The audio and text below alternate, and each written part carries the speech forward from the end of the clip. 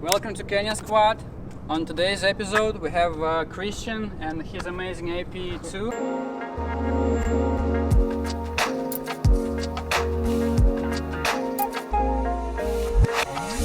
What's up, Christian? What's going on? All good, how about yourself? Not too bad. That's good. So, tell us, S2K, AP2, how you got this car? So, this one I picked up from a buddy who I think had some legal troubles. Nice. I think maybe some tax things happened and he needed to get rid of the car. Or he was just tired of it. It's one of those two. He never tells me the true story. But I picked it up for a pretty good deal. I mean, other than that, it just kind of fell into my hands. Got lucky, right time, right place. And what you had before this car, and how, actually let's start from the beginning. How you got into the car culture? So, honestly, I kind of fell into car culture too. It just kind of something I always was into. I always loved cars. And I was like 16 years old and didn't have my license. And then I realized, oh, I could kind of be a part of that. Mm-hmm. So just got my license, and first thing I did was look for a car and got my first car, which was a Mazda Speed 3. And then from there I had an AP1, and then I have this one now for AP2. So you learned to drive stick shift with a Mazda Speed? Yeah, Mazda Speed 3. Really fun car, but not very capable other than a straight line. How many clutches you burned before you learned? I actually got lucky because I had somebody who was willing to teach me on a VW thing. It was like a full Baja 1000 build, so full off-road, 4-speed dog box. And so I learned on a harder car than I actually drove, so it made it pretty easy to learn. So you had the AP1 before you got the AP2. Yeah. How you compare those two cars? Let's see. Well, the AP1 I'd say is a more risk-reward factor, so it's a little bit more twitchy, a little bit more driving skill, I'd say, to reach the limit. But the AP2 I think is a lot more rewarding to drive because there's a lot more feedback in the car. It feels a lot more refined. And how you find the F20 comparing to F22? The F20 is a great motor. I think it has its weak points. It burns a lot of oil. It's not as torquey, but it revs out a lot, so it's very fun in the higher RPMs. The F22 I think is a more well-rounded motor, so it's a lot more usable on the track and especially in the canyons because when you're digging out of corners, it can pull a lot harder.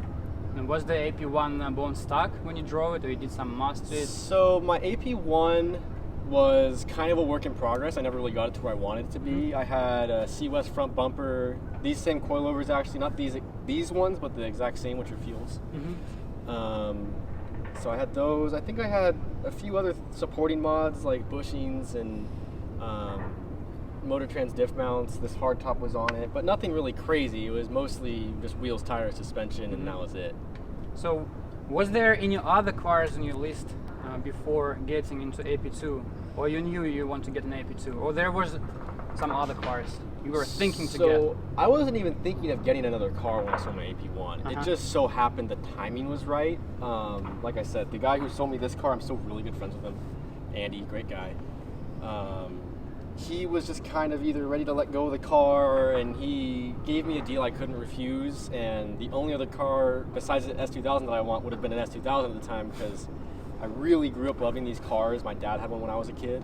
There you go. So, also, I mean, I have a lot of inspiration from CSQ time attack cars, and one of the cars I always thought was really interesting was an S2000.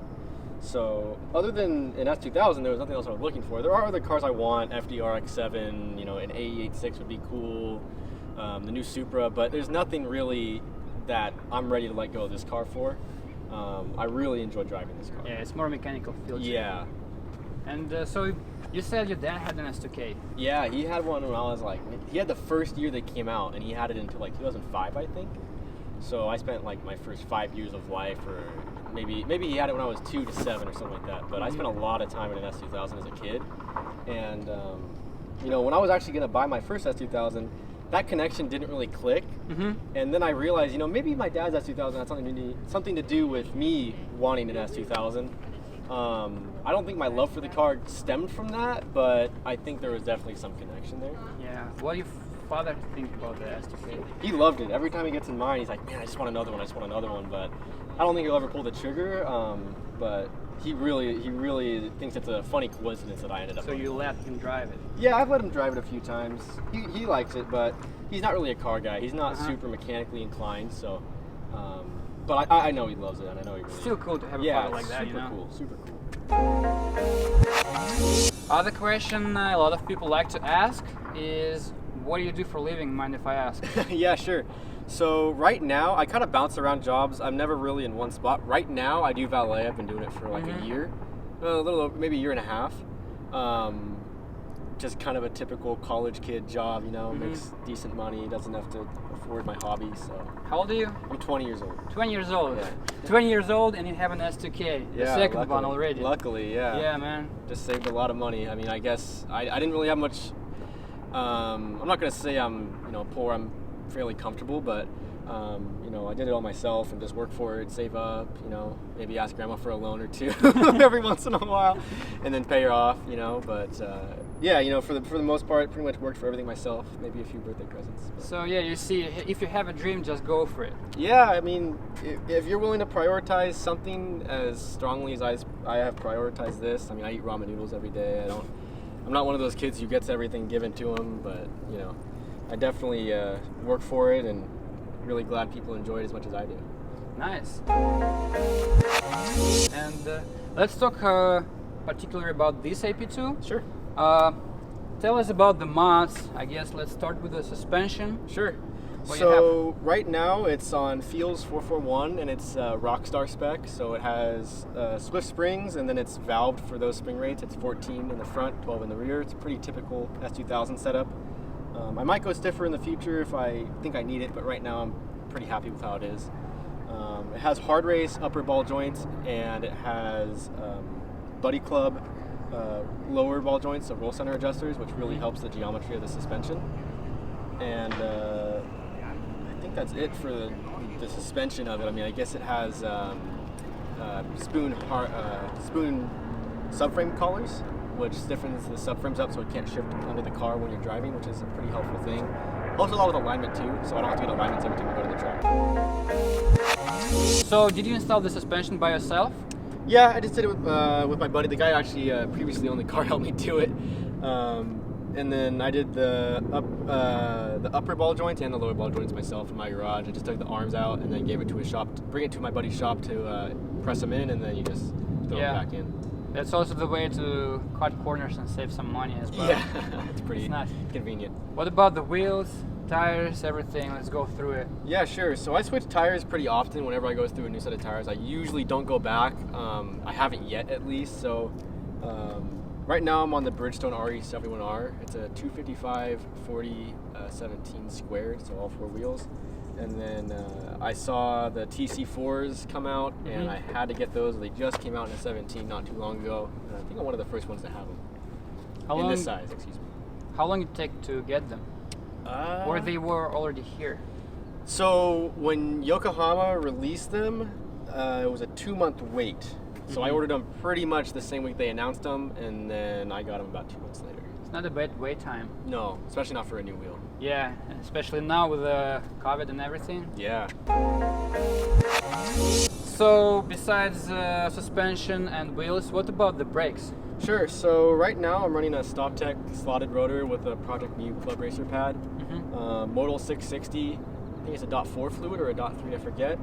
Pretty standard fluid for most track guys. And then I have a StopTech stainless steel brake lines, front and rear as well. Nice. How you compare them to the stock? So I had Hawk. What were they? The Hawk brake pads. Hawk brake pads. Yeah, the HP Plus or something like that. Those were pretty good.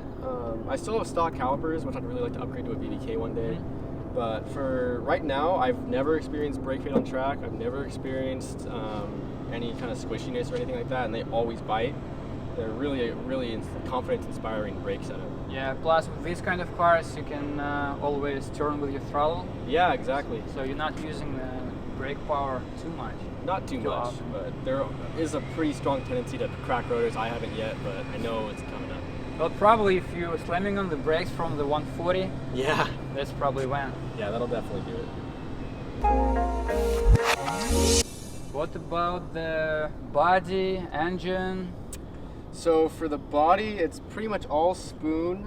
It's a spoon front bumper, not genuine, unfortunately. I didn't want to get a real one because if I track and blow that spoon bumper up, that's $1,000 and some odd dollars that I just threw away. So it's a Shine spoon V2 bumper, Shine spoon over fender, or excuse me, front fenders, and then this is the spoon rear over fender, and then it's a custom molded. So anybody who knows the spoon over fender, there's a flap right around here that goes all the way back to the tail light.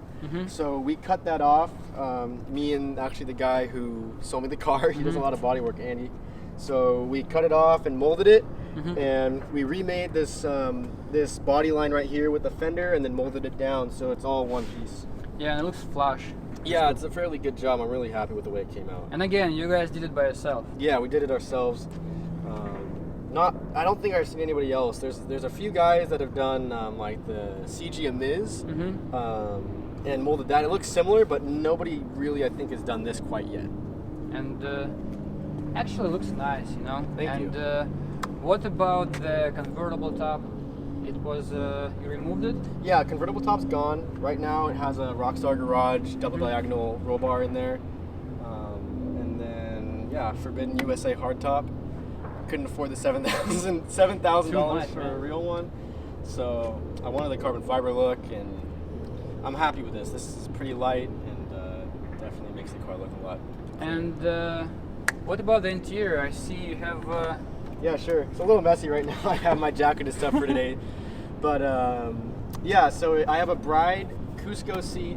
I think that one's a Zeta 3. My driver's seat, or excuse me, this is a Vios 3. And then my driver's seat is a Bride Zeta 3. Sparco harnesses, and then it's a charge speed center console, like the lower center console, so that's carbon fiber. I have a Jay's Racing shift knob and shift boot collar. Project, I think it's P2M floor mats. They kind of look like the ASM floor mats, but the ASM floor mats are $400. So these are a good compromise, and they really suit the car well, I feel. They have a JDM vibe, you know, with the squares. Yeah, they look nice. The driver's one is a little bit bigger because this has the hump for the exhaust tunnel. So we could probably show that later, but yeah, it looks really good. And I see car had the different color. Right? Yeah.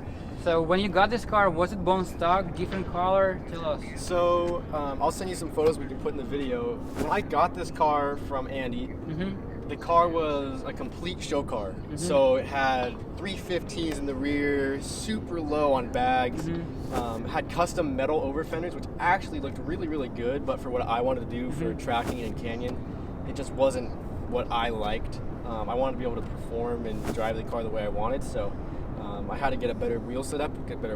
I had to go smaller over fender in the rear.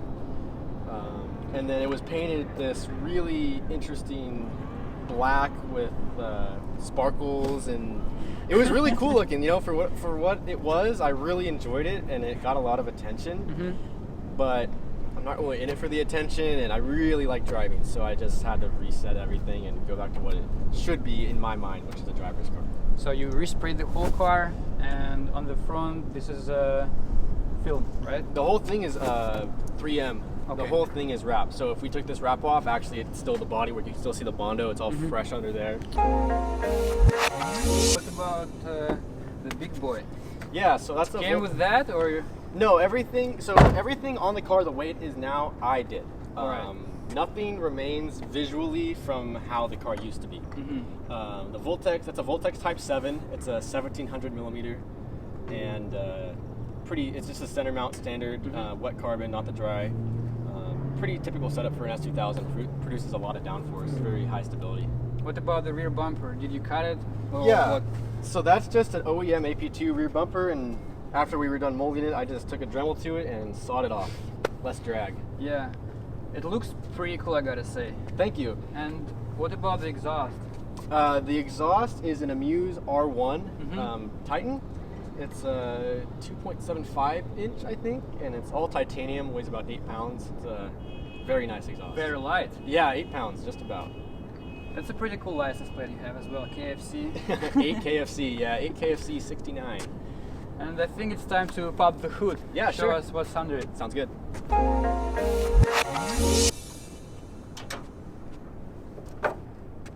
That's a pretty clean engine bay. Thanks. Oh, so the car was silver originally. Yeah, originally the car was Silverstone, which is Mhm. like the most common S2000 color of all time. And here you have just a regular NA, Yeah, super simple. intake, thicker radiator. Yeah, I have a Coilrad, Mhm. the newest version. I think it's like a 3-pass or 3-row or something like that. I don't know Mhm. the exact specifics. Got a pretty fancy anime girl. We can show that later. Got an anime girl radiator cap from Jay's Racing. Mhm.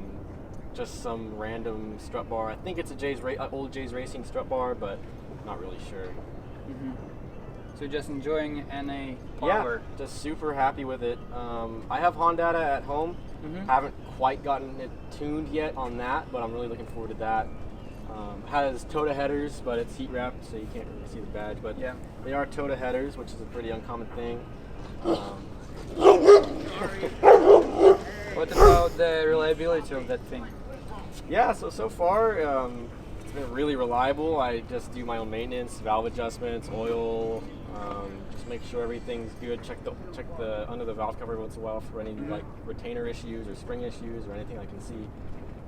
Now it looks pretty clean. Yeah, it's very simple and very reliable, and just as long as you stay out the maintenance on these, they stay pretty good. Yeah, just stay on top of your maintenance and that's it. Yeah. What about the front end? I like the way it looks. It's pretty aggressive, you know, like a track radio, I would say. Yeah, so this front bumper is a Spoon, like I mentioned earlier, Spoon replica. Mm-hmm. It is from Shine.